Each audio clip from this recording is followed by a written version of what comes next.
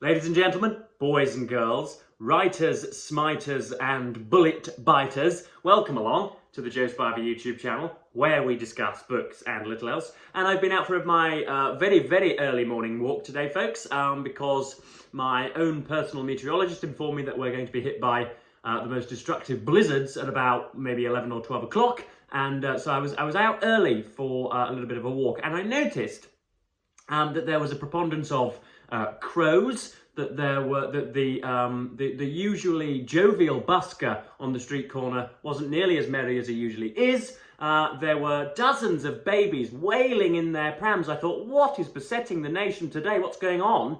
And then I realised that the constituency of Rochdale has returned George Galloway as a parliamentary MP.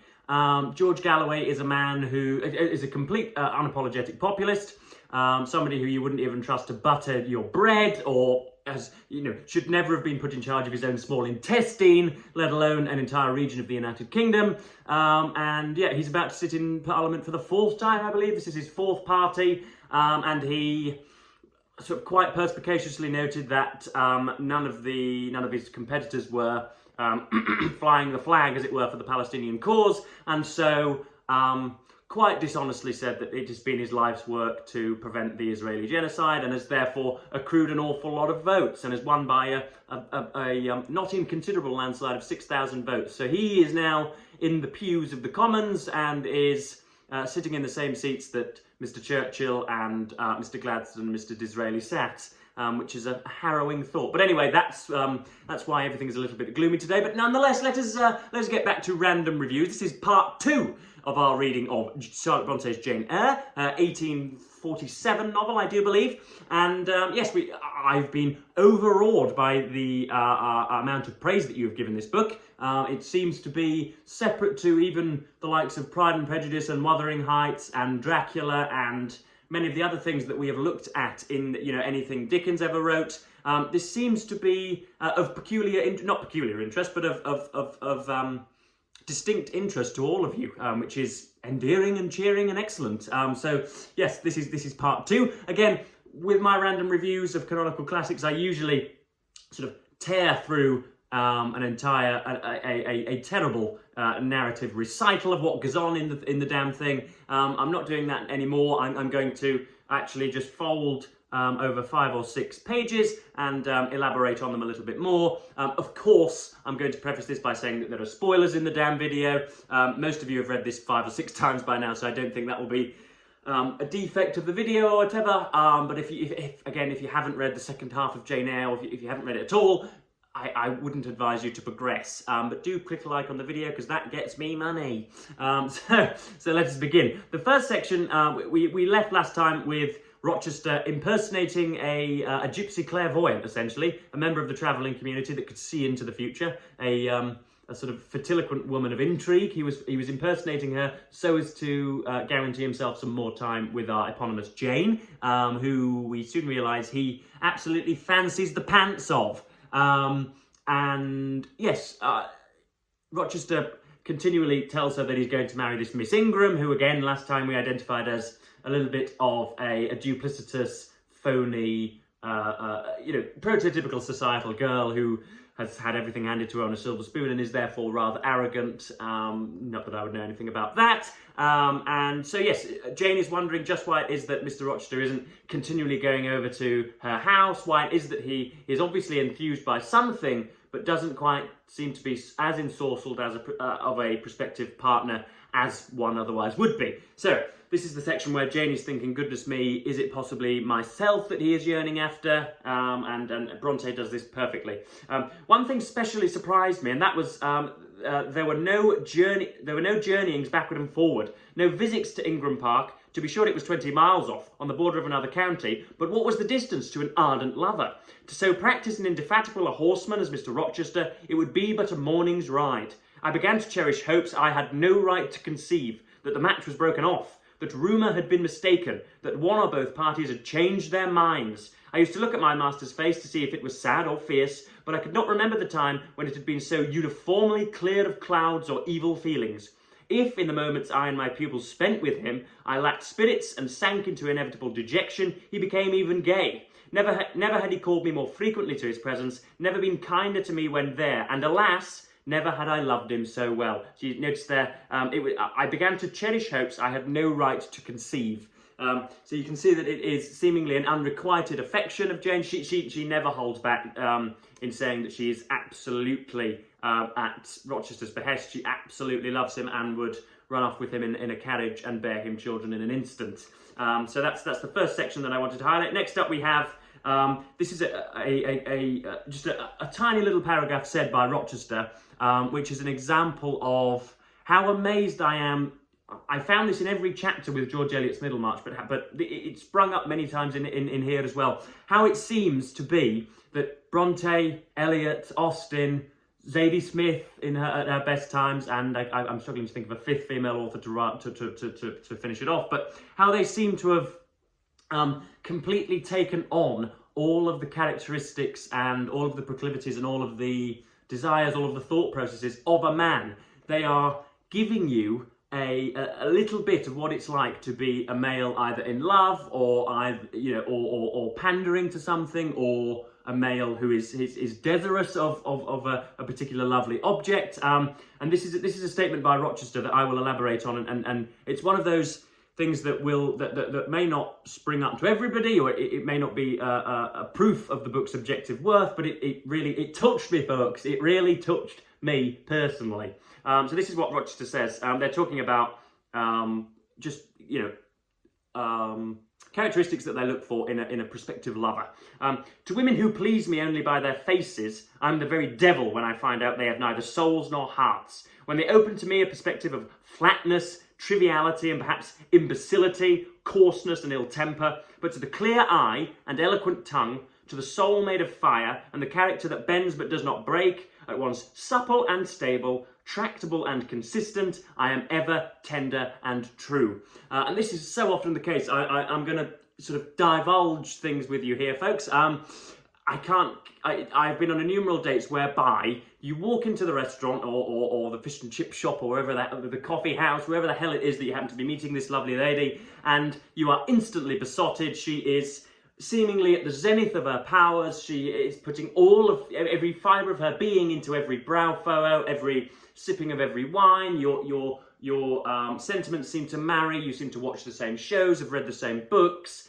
There's a personal affinity heretofore undocumented. You are just so forever in love. Everything is excellent. You then leave the restaurant having done nothing but hugged her. You skip down the lane, down the sodium lit lane, and you clutch your heart and you think, goodness me, I cannot countenance the next 15 minutes without being skin to skin with this lady. She is excellent. How quickly can I have 7 children with her? I shall forever love her. And you think, goodness me, this is excellent. You feel like going home and writing Shakespearean sonnets. And then after 3 or 4 more dates, and then after sort of 5 or 6 more, sort of walks around the town, and you've a few sleepovers, and you've met the friends, then suddenly you think, they were actually just sort of miscreants on their best behaviour. What they were doing was they were putting on a really fine act for you, and they were giving you what they perceived would be something that you wanted.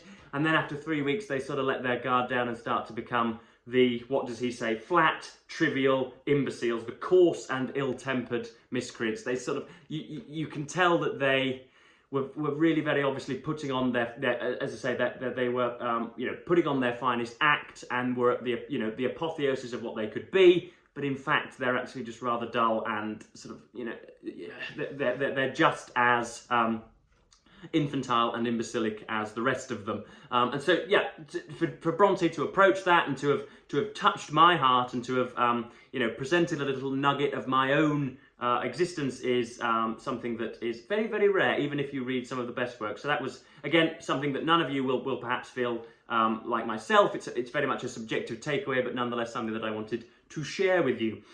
Next up we have, again, they're at the altar. Jane and Rochester are at the altar. He confesses, this is, again, a skip over, but he confesses his love for her. They're at the altar, and everything is going well, and the vicar says, if anybody has any misgivings about this match, if anybody sees why it should not go ahead, announce yourselves now, make yourself known now, or be forever silent, or whatever the the sacraments are. And somebody says, "Oi mate, no, this can't happen. He's got like a wife up in his loft."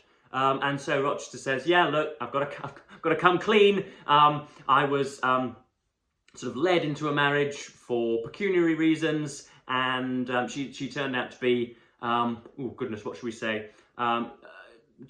Her mental capacity wasn't what it should have been. She's actually a little bit nuts, and I'm keeping her in the loft as a way of protecting her." And he is explaining here to Jane just why it is he felt the need to marry her whilst also having a wife, and why he wasn't just being a scrote, why he was actually acting in good faith. And this is his explanation for such. He says, "It was because I felt and knew this that I resolved to marry you. To tell me that I already had a wife is empty mockery. You know now that I had but a hideous demon. I was wrong to attempt to deceive you, but I feared a stubbornness that exists in your character. I feared early instilled prejudice. I wanted to have you safe before hazarding confidences. This was cowardly. I should have appealed to your nobleness and magnanimity at first, as I do now, opened to you plainly my life of agony, described to you my hunger and thirst after a higher and worthier existence, shown to you, not my resolution, that word is weak, but my resistless bent to love faithfully and well, where I am faithfully and well loved in return. Then I should have asked you to accept my pledge of fidelity and to give me yours. Jane, give it to me now." So that's his explanation. And he is forthcoming and, you know, still wants to carry Jane off into the lap of luxury, but she, for reasons that aren't really explained too well, and I suppose that relates to the narrative tension. Jane wanders off in the middle of the night and catches a coach, catches a hansom cab or whatever it is, and then goes across the urban landscape and ends up in, I think, what would today be defined of as Birmingham. And yes, she's in the most utter depravity possible for the next, goodness me, what sounds to me like the next fortnight. She sleeps rough. She's in amongst the weeds.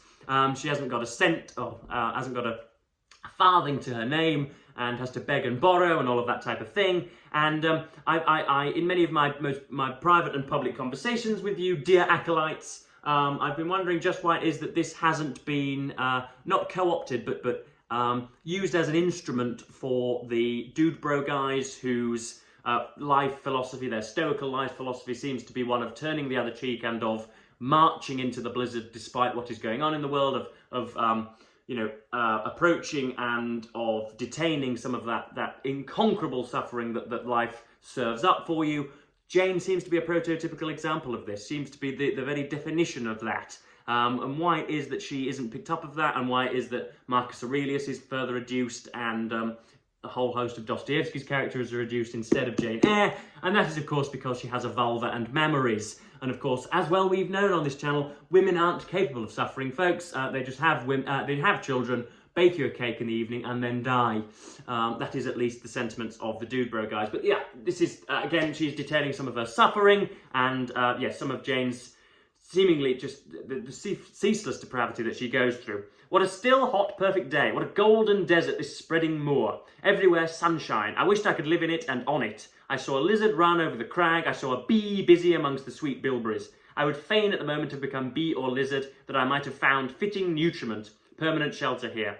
But I was a human being and had a human being's wants. I must not linger where there was nothing to supply them. I rose, I looked back at the bed I had left. Hopeless of the future, I wished but this, that my Maker had that night thought good to require my soul of me while I slept, and that this weary frame, absolved by death from further conflict with fate, had now but to decay quietly and mingle in peace with the soil of this wilderness. Life, however, was yet in my possession, with all its requirements and pains and responsibilities. The burden must be carried, the want provided for, the suffering endured, the responsibility fulfilled. I set out. And you can see there how she is almost contemplating self-immolation. She is ready to give up her existence to her Maker. But she stumbles upon a house, and this is the only time where the novel is a little bit weak. There's a deus ex machina brought about here by Charlotte Bronte. She is, whereby, if you don't know what a deus ex machina is, it's where a plot seems to be concluded, or at least a solution is found to a story that seems to be